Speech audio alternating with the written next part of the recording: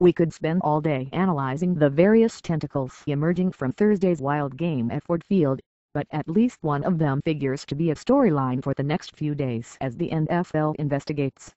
As the NFL Network's Albert Breer noted, the league almost certainly will look into a play that ended with Detroit Lions defensive tackle Ndamukong's left foot hitting the groin of Houston Texans quarterback Matt Schaub in the first quarter of the Texans' 34-31 overtime victory. Schaub offered only the curt comment to reporters when asked several times about the incident and whether he thought it was intentional. "I really don't have anything to say about that play or that person," Schaub said. "As we discussed Thursday, there was a lot of gray area in the play. Suit was falling onto his right side as his left leg swung wildly. He never looked at Schaub, but his left leg extended toward him after initially falling away. As always, stay tuned." Continuing around the NFC North on this fine Friday morning, Lions coach Jim Schwartz said, "I knew the rule about not challenging touchdowns, but I was so mad that I overreacted." Bob Wojnarowski of the Detroit News writes, "The Lions are not as good, not as smart, not as composed as they thought they were. They can't beat the good teams, they can't hold leads, they can't escape the relentless creep of frustration." Lions place kicker Jason Hanson blamed himself for the loss after missing a 47-yard field goal in overtime, writes Carlos Monarrez of the Detroit Free Press.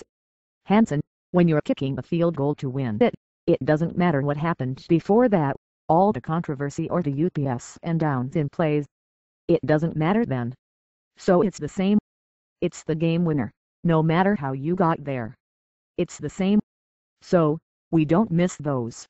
The Lions' defense was exceptional in the week after they benched and deactivated receiver Titus Young, notes Edward Richardson of MLive.com. Bears right tackle Gabe Caramy on being benched, via Michael C. Wright of ESPNChicago.com. "I've got a positive attitude about it. I'll come back from this. I'm just inconsistent right now. So be it the knee or be it aggression, who knows what it is sometimes. I know I'll come back from this. I'll be good."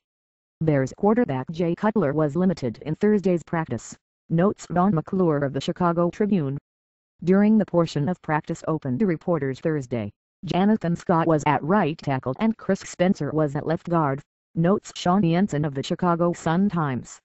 Green Bay Packers receiver Greg Jennings participated in a padded practice Thursday, but Pete Doherty of the Green Bay Press-Gazette suggests Jennings could still miss Sunday night's game against the New York Giants. Packers cornerback Charles Woodson feels good but said his return from a broken collarbone will take a little while longer. Jason Wild of ESPNMilwaukee.com has more. Packers rookie Casey Hayward has proved well suited to playing the slot position, writes Lori Nickel of the Milwaukee Journal-Sentinel.